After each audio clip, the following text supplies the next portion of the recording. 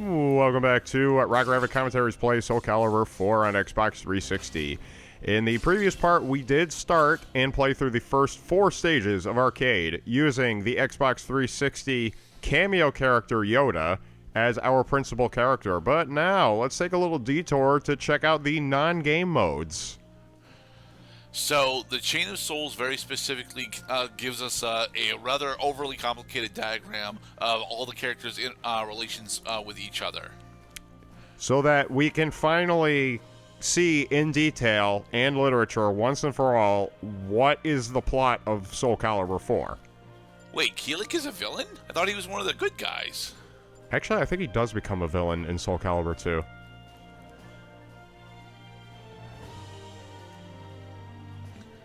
Yeah, and Soul Calibur 2, Keelik is very specifically trying to actually destroy Soul Edge, but...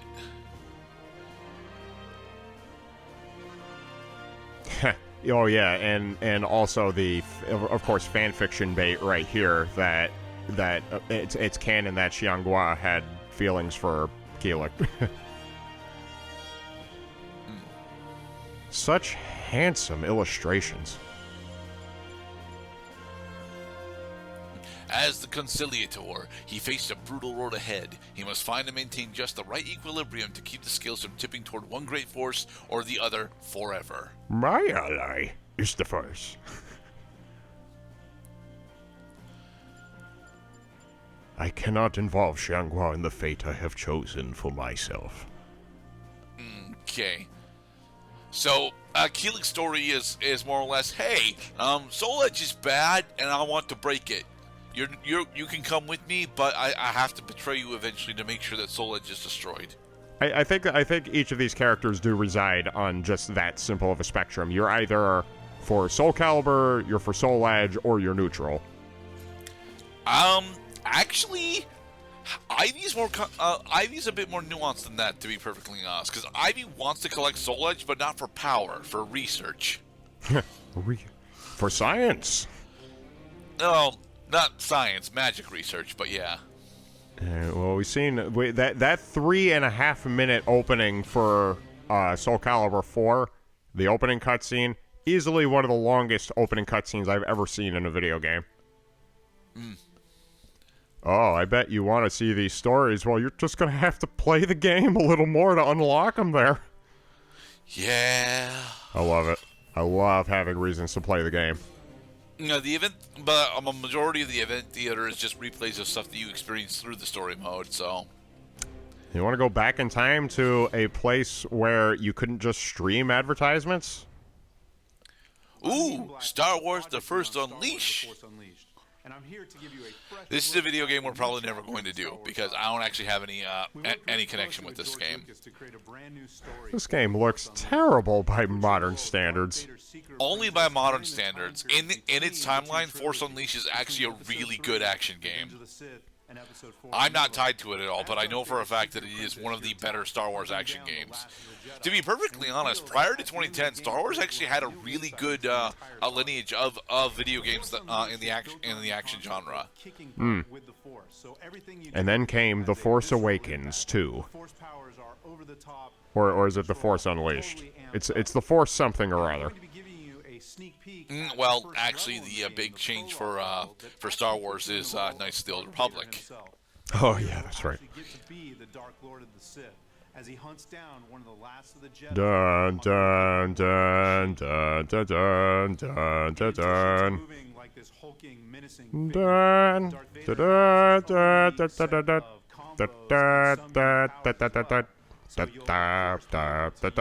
dun dun. So check it out for your chance to become Darth Vader.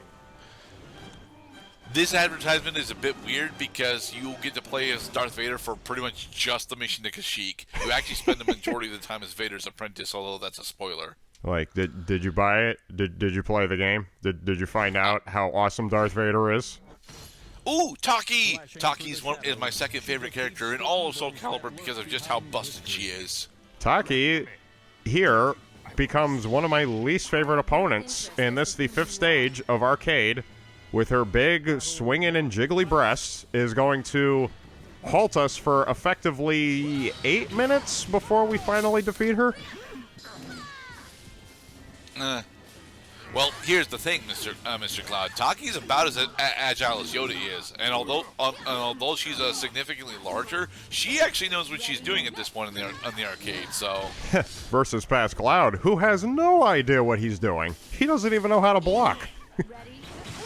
Like, seriously. It's the A button, Mr. Cloud. Yes, it's the A button on the Xbox 360 controller. Let me say also that for God's sake, can I get a Soul Calibur game that will just tell me in plain English what the buttons mean instead of saying, this is the kick button, this is the horizontal button? Like they're color-coded, though. Give me a fucking diagram of the controller, please. I mean, you threw yourself out of the ring. Yeah? Why did you do that? Because you don't have to be perfect. You just gotta kick ass, son. Yeah, but Taki is kicking your ass. Not yet. See, she can't kick my ass if I'm kicking my own ass. Yeah, come on. Come a little closer. You look thirsty. How about I send you into the drink? Okay, so the caltrops that she's got, do those actually do chip damage or what? Damn it! See, I'm not the only one who could stupidly end the game on their own power. The equipment that you have on characters does not add any additional abilities other than just, like, are you doing more damage or less damage? Are you receiving less damage or receiving more damage? You have more health, things like that. I'm not asking about equipment, though. She very clearly laid down a bunch of caltrops during the fight, and I'm asking what those actually do. Laying a trap. Okay. So does the trap actually deal damage to you, or what does it do? Man, how the hell should I know? I didn't play as Taki. You will find as the playthrough goes on that I play as a rather narrow roster of characters, unfortunately. Yoda, Siegfried, and Zasamel, right? Zasamel. Yoda actually falls. See, that was it. Siegfried tried doing a horizontal attack, and it missed because Yoda's too short. You were too far away. No, he was too short. The blade went clear over Yoda's balding gray head. Now that's how you thrust. So I noticed that your primary attack is actually Yoda's guard break. Why aren't you trying to do the aerial juggle? Because the aerial juggle will although it is working there. So a win is a win, no? Actually, if you actually hit on the high one, will allow you to do ring outs slightly faster. Let me say for the record, ring out should not be the core focus of how you end games. Not. Because you're going it's only a matter of time before you enter a stage situation where there are walls.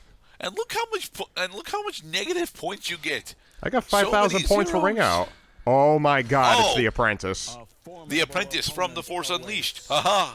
I freaking hated this stage, bro.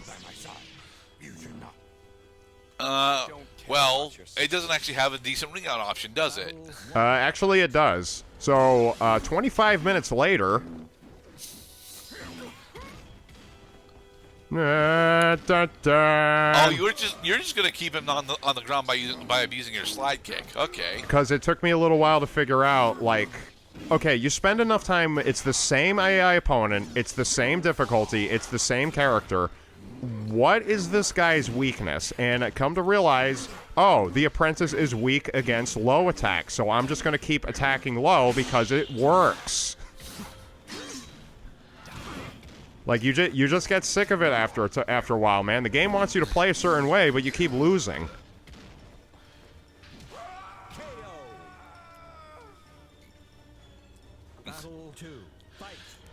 I'm pretty sure Yoda actually does have some low combos, though.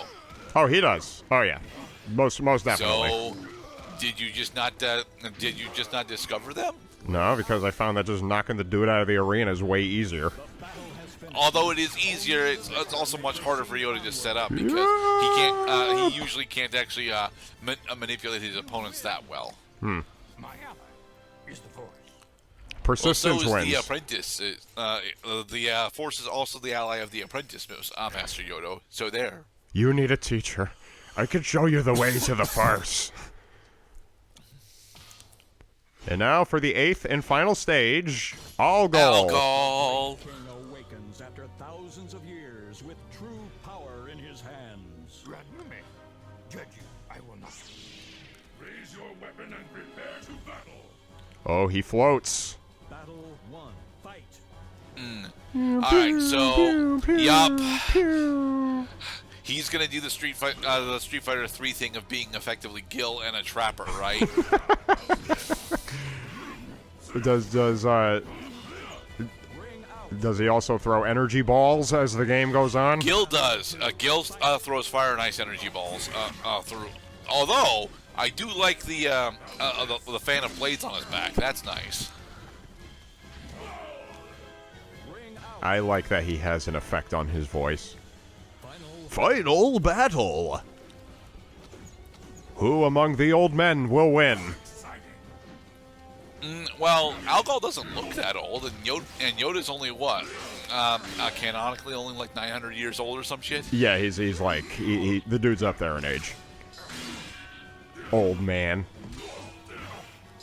Let's see, I'm gonna kick you. No, I'm gonna kick you. Belongs to the last one standing. I don't remember if you can actually ring out Soul Edge in Soul Blade. I don't think you can. I know you can't ring out Inferno, though. Oh, yeah, that's right. Inferno. I forgot that was a thing. Well, and arcade mode definitely is a thing as well. You want to get your leaderboard proficiency up, you want to get the biggest score possible, give arcade mode a couple tries, because you get graded on how long it took you to complete it and how many points you got along the way. Ahem. 20 minutes against the Apprentice. God damn. Trust in the light side of the Force, my friends. And in the next part, we're going to be checking out even more versus mode and other battle situations in Soul Calibur 4. The Apprentice can now be used, and 10,000 gold. Ha ha! Let's spend it on something. Be safe, everybody. Thanks for watching, everyone.